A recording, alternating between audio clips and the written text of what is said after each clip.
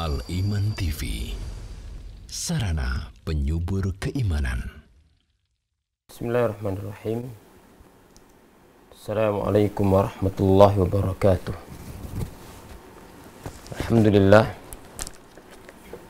Wassalatu wassalamu ala rasulillah wa ala alihi wa sahbihi wa man walah. La hawla wa la quwata illa billah, amma ba'du. Ma'asyiral muslimin, pemirsa Al-Iman TV rahimakumullah. Kita bersyukur kepada Allah Subhanahu wa taala yang telah menjadikan kita umat Islam, umat Nabi Muhammad sallallahu alaihi wasallam. Dan kita bersyukur kepada Allah Subhanahu wa taala yang menjadikan kita umat Islam yang senang mempelajari agama kita. Dengan mempelajari agama kita, kita akan mengenal sembahan kita dan memberikan ibadah hanya kepada Allah. Dengan mempelajari agama kita, kita akan mengenal cara ibadah kepada Allah dan akan mengenal Nabi kita Muhammad sallallahu alaihi wasallam, mengenal makna ittiba kepada beliau, kepada sunnah nabinya sallallahu alaihi wasallam. Semoga Allah Subhanahu wa taala menambahkan nikmatnya kepada kita semua, dan semoga Allah menjadikan kita para hambanya yang apabila diberikan nikmat bersyukur, dan apabila diuji bersabar, dan apabila berbuat salah cepat tobat dan istighfar. Kedua kalinya salawat dan salam semoga tercurah kepada baginda Nabi kita Muhammad sallallahu alaihi wasallam, kepada keluarganya, semua para sahabatnya tanpa terkecuali, dan orang-orang yang mengikuti jejak beliau sampai hari kiamat. Ma'asyiral muslimin, insyaallah kita akan melanjutkan perjalanan ilmiah kita dalam mengkaji ilmu agama, dalam mengkaji kitab Hudas Salam fi Usul Islam. Dan kesimpulannya membahas tentang Allah, tentang sembahan kita. Mengenal Allah, mengenal sembahan kita, mengenal agama Islam, mengenal cara ibadah kita kepada Allah, dan mengenal Nabi Muhammad sallallahu alaihi wasallam, yaitu mengenal seorang yang menyampaikan agama kepada kita dari Allah Rabbul Alamin. Dan kita telah membahas tentang mengenal Allah, dan kita telah membahas mengenal agama Islam yang mencakup Islam yang berkaitan dengan memperbaiki al-amal zahirah yang tampak, dan al-iman berkaitan dengan memperbaiki al-amal batinah, amalan-amalan hati, dan al-ihsan berkaitan dengan memperbaiki amalan yang tampak maupun tidak tampak. Nah, sekarang kita akan melanjutkan pembahasan kita. Apa kesimpulan tentang mengenal agama Islam? Apa kesimpulannya? Kalau kita cermati nas Al-Quran dan sunnah Nabi Shallallahu Alaihi Wasallam, bahwasanya agama Islam itu bisa disimpulkan dengan tiga hal. Satu, berupa berita-berita yang datang dari Allah dan berita-berita yang datang dari Nabi Shallallahu Alaihi Wasallam. Al-Quran memberitakan tentang Allah, tentang malaikatnya dan yang lainnya. Bagaimana cara mengamalkan apabila ayat dan hadis bentuknya pemberitaan? Cara kita mengamalkan adalah dengan cara mengimaninya. Kemudian yang kedua, Al-Quran dan Sunnah isinya adalah berupa perintah. Apabila datang kepada kita nas syar'i bentuknya perintah, maka cara mengamalkan adalah dengan cara mengerjakannya. Kemudian yang ketiga, nas Al-Quran dan Sunnah menjelaskan tentang larangan-larangan. Dan apabila datang kepada kita nas Al-Quran dan Sunnah tentang hukum syariat Allah berkaitan dengan larangan, maka cara mengamalkannya adalah dengan menjauhinya. Maka ada berita, ada amalan, dan ada larangan. Berita dengan kita imani, perintah dengan menjalankannya, larangan dengan cara menjauhi. Dan itu adalah kesimpulan agama kita, agama yang mulia, yang semuanya adalah keadilan, semuanya adalah rahmat. Wa tammat kalimatu rabbika sidqa wa adla. Dan sungguh sempurna kalimat Rabbmu sidqan wa adla. As-sidqu fil akhbar, artinya berita-berita yang ada dalam Al-Quran, yang ada dalam hadis yang sahih adalah pasti sidqun, pasti benar, pasti jujur.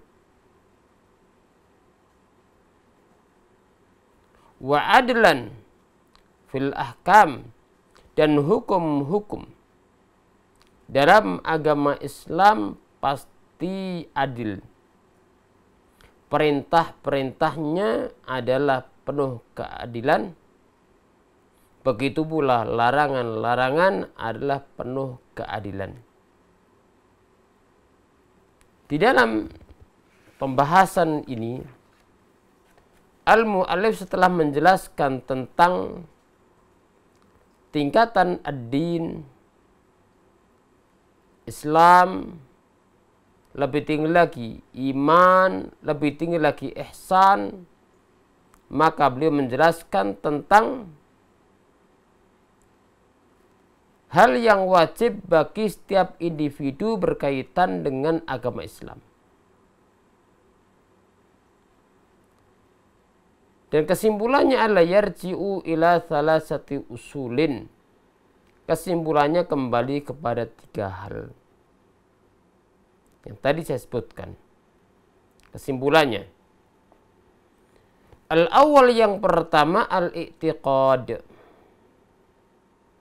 Inti daripada agama Islam yang wajib kita ketahui adalah yang pertama berkaitan dengan keyakinan-keyakinan. Dan ini dibahas dalam kitab-kitab akidah, dibahas dalam kitab tauhid. Bagaimana kita mengimani keyakinan ini? Wal wajib fi kaunu mutabiqan lil haqqi. Dalam menetapkan akidah, maka kewajiban kita adalah bahwa akidah itu harus sesuai dengan kebenaran. Perkara ghaibiyat, begitu pula yang lainnya dari perkara-perkara akidah adalah dibangun di atas al-istislam, dibangun di atas kepasrahan kepada Allah, menerima apa adanya dari berita yang datang dari Allah dan Rasulnya. Tidak mengotak-atik, mengakal-akali perkara-perkara keyakinan, perkara-perkara akidah. harus muwafiqan lil haqqi fi nafsi bi muwafaqati syara'. Harusnya kebenaran harus sesuai dengan syariat. Maka akidah tidak diukur dengan kebiasaan kita. Tidak diukur dengan selera dan hawa nafsu kita manusia. Tapi diukur dengan kebenaran yang dibawa oleh syariat Allah Subhanahu wa ta'ala, yang dibawa oleh Nabiul Islam alaihi salatu wassalam. Seperti halnya mengimani kebenaran Al-Quran. Dzalikal kitabu la raiba fi.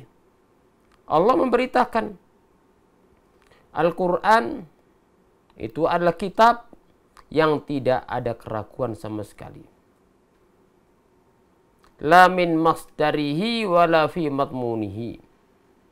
Al-Quran tidak diragukan, baik dari sisi sumbernya maupun dalam segi isinya. Al-Quran benar-benar datang dari Allah, maka ini berita dari Allah. Ini adalah keyakinan yang hak sesuai dengan kebenaran yang dibawa oleh syariat Allah. Al-Quran tidak diragukan dari segi isinya, maknanya dan kandungannya. Ini adalah keyakinan yang benar. Maka seorang ketika mengimani Al-Quran, mengimani Al-Quran benar-benar murni datang dari Allah, dan isinya adalah hak, maka ini akidah yang benar. Akidahnya benar, syariatnya benar. Kenapa kita katakan akidah yang benar? Karena ini sesuai dengan syariat Allah Subhanahu wa ta'ala. Ketika kita meyakini bahwasanya perkara ghaibiyat al-mutlak itu hanya Allah Subhanahu wa ta'ala yang tahu. La ya'lamul ghaiba illallah. Allah memberitakan tidak ada yang tahu perkara gaib kecuali Allah. Maka ini keyakinannya hak. Karena Allah yang memberitakan. Akidah ini benar karena sesuai dengan berita yang datang dari Allah. Tentang ketinggian Allah Subhanahu wa ta'ala. Bahwasannya Allah maha tinggi. Allah tinggi di atas seluruh makhluknya. Allah di atas langit, di atas arsy-Nya. Ini akidah yang hak. Kenapa kita katakan akidah yang benar? Karena akidah ini akidah yang dibawa oleh syariat Islam. Allah menjelaskan innallaha 'alal arsy istawa. Sesungguhnya Allah bersemayam di atas arsy-Nya, diulang-ulang oleh Allah. Begitu pula Nabi Shallallahu Alaihi Wasallam ketika didatangkan padanya seorang jariyah, budak wanita. Rasulullah Shallallahu Alaihi Wasallam bertanya, Aina Allah, di mana Allah? Qalat fis sama, Allah di atas langit. Maka Rasulullah Shallallahu Alaihi Wasallam mendengar jawaban itu. Beliau mengatakan, "A'tiqha fa innaha mu'minatun." Merdekakan dia karena dia seorang wanita yang beriman, yang kenal akan Tuhannya, mengenal Allah Subhanahu wa ta'ala. Maka masyarul muslimin rahimakumullah, yang pertama intisari Islam yang harus kita kenal adalah tentang akidah. Akidahnya. Dan akidah itu harus hak sesuai dengan tuntunan Nabi Shallallahu Alaihi Wasallam. Karena sebagaimana dalam banyak hal ada yang hak al-batil, begitu pula ada al-aqidah sahihah, al-aqidah al-batilah. Kemudian al-mu'allim menyebutkan bahwasanya kesimpulan dari pembahasan akidah dan dasarnya adalah rukun iman yang 6. Pembahasan akidah yang paling intisari adalah rukun iman yang 6. Iman kepada Allah, iman kepada para malaikatnya, iman kepada kitab-kitabnya, iman kepada rasul-rasulnya, iman kepada hari akhir, dan iman kepada qada dan qadar Allah. Ini yang paling inti dalam perkara akidah. Intisarinya adalah pembahasan tentang arkanu al-iman. Sehingga kalau kita mengkaji kitab-kitab akidah, maka tidak pernah kosong, bahkan intinya adalah pembahasan tentang perkara rukun iman berkaitan dengan Allah dan hak Allah Subhanahu wa taala. Begitulah pembahasan-pembahasan yang lainnya. Akan tapi tidak hanya membahas tentang rukun iman. Wa ma yatba'uha min usulil i'tiqad. Bahkan membahas tentang dasar-dasar akidah yang lainnya. Kalau kita membaca kitab seperti kitab Al-Aqidah Wasithiyah, maka al-muallif membahas tentang rukun iman, tapi menyebutkan pula perkara-perkara yang lainnya dari perkara akidah, tentang karomah, tentang yang lainnya, dan perkara yang menjadi pembeda antara Ahlussunnah dengan lainnya.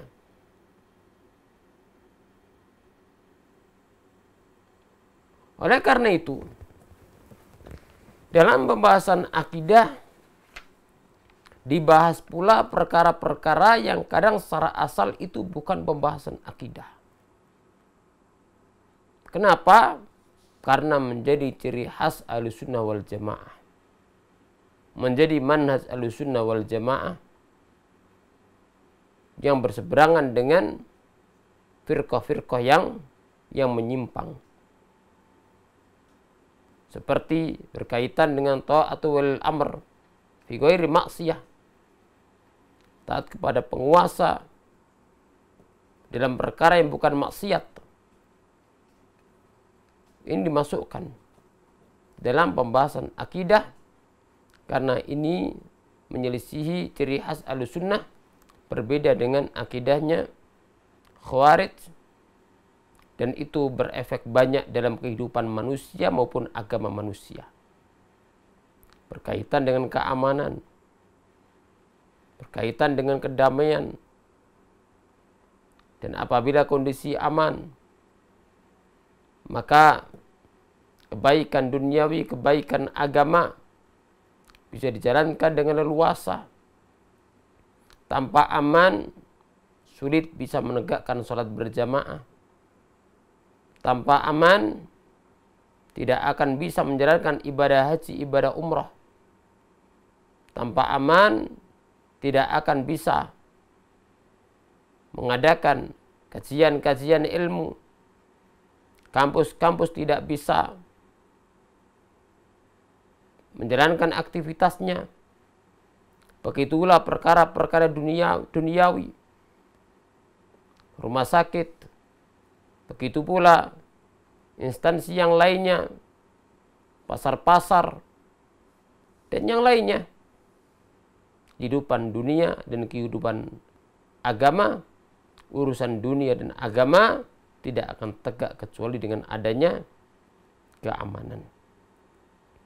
Maka mempelajari akidah Islam itu penting. Dan itu salah satu sebab untuk mengatur keyakinan manusia yang dengan iman yang benar akan berdampak pada keamanan. Maka akidah itu bukan penyebab kekacauan tapi akidah Islam itu memberikan ketentraman. Dan Allah berfirman, alladzina amanu, orang-orang yang beriman, walam yalbisu imanahum bizulmin, dan keimanannya tidak tercampuri dengan kezaliman. Ditafsirkan Nabi Shallallahu Alaihi Wasallam, kezaliman di situ ada kesyirikan. Walam yalbisu ay lam yakhtalitu bizulmin ay bisyirkin. Apa balasannya? Ulaika lahumul amnu, bagi mereka keamanan. Keamanan di dunia, keamanan di akhirat dari azab Allah. Wa hum muhtadun, dan mereka akan diberikan petunjuk. Petunjuk di dunia dan petunjuk di akhirat untuk masuk surga Allah Subhanahu wa taala. Ini yang pertama. Yang kedua, kesimpulan daripada hal yang wajib kita ketahui berkaitan dengan inti agama Islam adalah bahwa inti agama Islam adalah al-fi'lu. Jadi keyakinan yang kedua adalah al-fi'lu, yaitu perbuatan, amal perbuatan. Wal wajib fi mutabaqatu harakatil abdi al-ikhtiyariyati zahiran wa batina li syar'i amran wa hilla. Kewajiban kita, umat Islam, berkaitan dengan perintah adalah yaitu kesesuaian perbuatan para hamba. Ikhtiariyah itu perbuatan para hamba, baik yang tampak maupun tidak tampak, sesuai dengan syariat. Baik berkaitan dengan perintah maupun berkaitan dengan penghalalan. Maka segala sesuatu yang bersumber dari hamba, yang dikerjakan karena kehendak dan pilihan, baik yang tampak maupun tidak tampak, maka harus sesuai dengan syariat amron wa hilla, baik berkaitan perintah maupun penghalalan. Jadi ada yang berkaitan dengan al-amr, perintah. Dan perintah itu mencakup dua. Yang pertama adalah suatu yang wajib. Yang kedua adalah suatu yang hukumnya adalah sunnah atau mustahab. Adapun penghalalan adalah seorang hamba harus menghalalkan yang Allah halalkan, sebagaimana mengharamkan yang diharamkan oleh Allah Subhanahu wa taala dan Rasulnya Shallallahu Alaihi Wasallam. Ketika itu perintah, kita yakini itu perintah. Kemudian konsekuensinya adalah manusia diperintahkan untuk mengerjakan perintah Allah. Kalau bentuknya adalah penghalalan, maka seorang muslim punya tugas agar mengimani dengan menghalalkan apa yang Allah halalkan. Mengimani kalau itu halal. Begitu pula apabila datang dari Islam, Al-Quran dan Sunnah, suatu itu adalah haram, maka seorang hamba harus mengimani dan meyakini bahwasanya itu adalah perkaranya haram. Ma'asyiral muslimin rahimakumullah. Kemudian al-mu'allim menjelaskan bahwasanya fi'lul abdi kisman. Perbuatan para hamba itu terbagi menjadi dua. Dari satu sisi pembagian, bahwasanya perbuatan para hamba terbagi menjadi dua. Yang pertama adalah fi'luhu ma'a rabbihi. Yang pertama adalah perbuatan seorang hamba yang berkaitan dengan Rabb-nya, berkaitan dengan Allah Subhanahu wa taala. Itu perbuatan. Apa kesimpulan? Perbuatan seorang hamba yang berkaitan dengan hak Allah Subhanahu wa taala, maka yang paling agung adalah mengilmui tentang rukun Islam. Mengilmui tentang dua kalimat syahadat, mengilmui tentang salat, tentang zakat, tentang puasa, tentang haji. Ini semua adalah berkaitan dengan para hak Allah Subhanahu wa taala. Walaupun dari amal-amal perbuatan tadi seringkali banyak memberikan hikmah berkaitan dengan para hamba. Contohnya adalah ibadah zakat. Dan sering gandengkan antara salat dengan zakat. Wa aqimus salata wa atuz zakah. Tegakkan salat dan tunaikan zakat. Wa ma umiru illa liya'budullaha mukhlishina lahuddin hunafa wa yuqimus shalah wa yu'tuz zakah. Sering disebutkan. Dan yang satu kaitannya langsung dengan hablu minallah. Salat kaitannya dengan hubungan seorang hamba dengan Rabbnya. Zakat juga demikian, seorang hamba ketika menunaikan itu menjalankan perintah Allah. Tapi secara hikmahnya dan manfaatnya itu banyak berkaitan dengan hablu minan nas, berkaitan dengan para hamba Allah. Sehingga Nabi Shallallahu Alaihi Wasallam menyebutkan tentang zakat tu'khadhu min agniyaihim wa turaddu ila fuqaraihim. Diambil dari orang kaya, kaum muslimin, dan dikembalikan kepada orang-orang fuqara. Dikembalikan kepada kaum fuqara yang membutuhkan. Dan ini salah satu keindahan agama Islam. Islam tidak mengendaki harta itu hanya tersimpan dan ada pada orang-orang tertentu. Sehingga Allah berikan hak. Harta. Sehingga dizakati. Manfaatnya kembali kepada orang yang mengeluarkan zakat.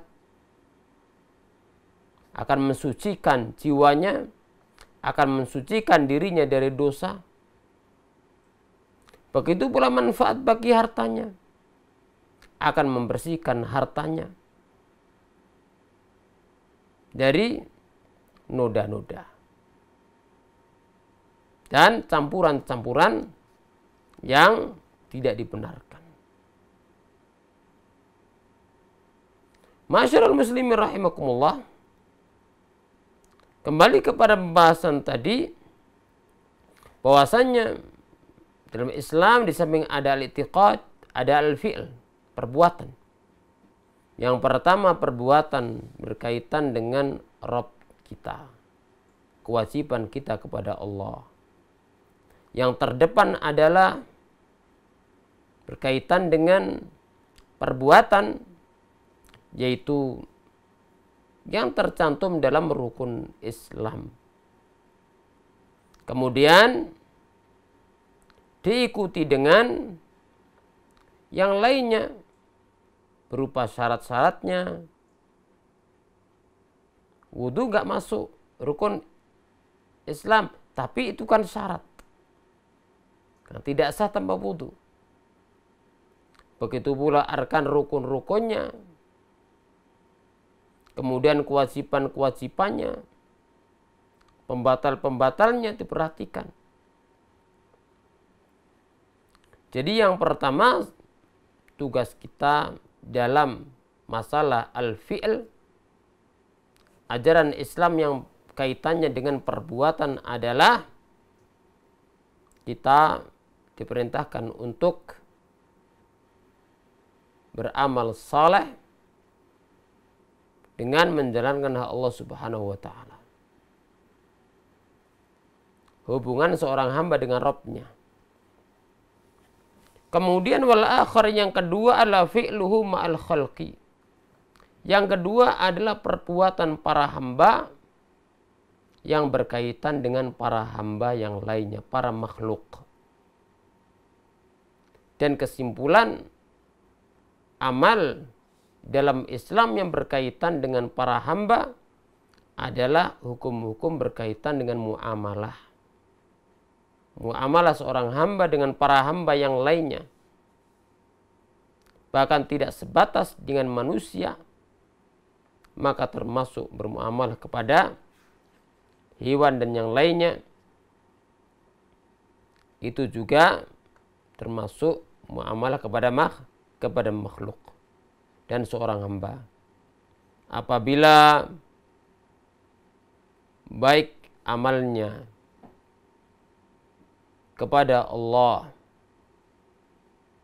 keyakinan maupun perbuatan, lalu tidak ada sangkutan dengan manusia,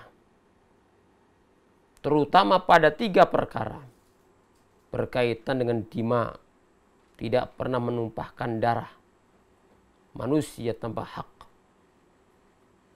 Yang kedua berkaitan dengan al-a'rad, kehormatan kaum muslimin. Yang ketiga berkaitan dengan al-amwal, berkaitan dengan sangkutan harta orang lain. Maka seorang hamba birahmatillah akan menjadi orang yang selamat. Berkaitan dengan akidah, dia tidak berbuat syirik kepada Allah. Berkaitan dengan amal, dia jalankan amalnya berdasarkan tuntunan Allah Subhanahu wa taala. Kemudian dengan para makhluk, tidak tersangkut ad-dima, tidak pula al-a'rad, tidak pula al-amwal, maka insya Allah akan selamat. 3 hal itu yang paling bahaya dalam kehidupan kita berkaitan dengan para hamba Allah. Karena itu kezaliman yang tidak akan dibiarkan. Dalam Islam, kata Ibnu Qayyim, yang pertama ada zulmun la yughfar. Ada kezaliman yang tidak akan diampuni oleh Allah. Kalau meninggal dalam kezaliman tersebut tidak diampuni, kecuali tobat sebelum meninggal dunia, yaitu kezaliman berupa syirik. Inna syirka la zulmun azim. Yang kedua, zulmun la yutrak. Kezaliman tidak akan dibiarkan, yaitu dengan para hamba Allah. Berkaitan dengan para hamba Allah, itu harus ada penyelesaiannya di akhirat kelak. Sehingga seorang hamba berusaha untuk semaksimal mungkin memperbaiki ibadah kita kepada Allah. Dan semoga kita tidak bermudah-mudahan berkaitan dengan masalah dima, masalah menumpahkan darahnya orang lain, atau a'rad, kehormatan orang lain, atau al-amwal, berkaitan dengan harta orang lain, mengambil harta orang lain. Kemudian, ma'asyiral muslimin rahimakumullah, yang ketiga adalah at-tark. Jadi keyakinan. Yang kedua adalah fi'il, perbuatan. Yang ketiga adalah at-tark, yaitu meninggalkan. Meninggalkan apa? Ya meninggalkan larangan. Wal wajibu fi muwafaqatul istinabi mardatullah. Kewajiban kita berkaitan dengan larangan Allah adalah meninggalkan.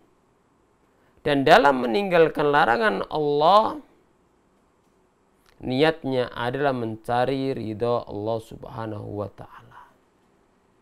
Mencari ridha Allah. Dan larangan Allah banyak. Ada kitab Al-Manahij Syar'iyyah larangan-larangan dalam syariat. Ada kitab membahas tentang al-kabair, dosa-dosa besar.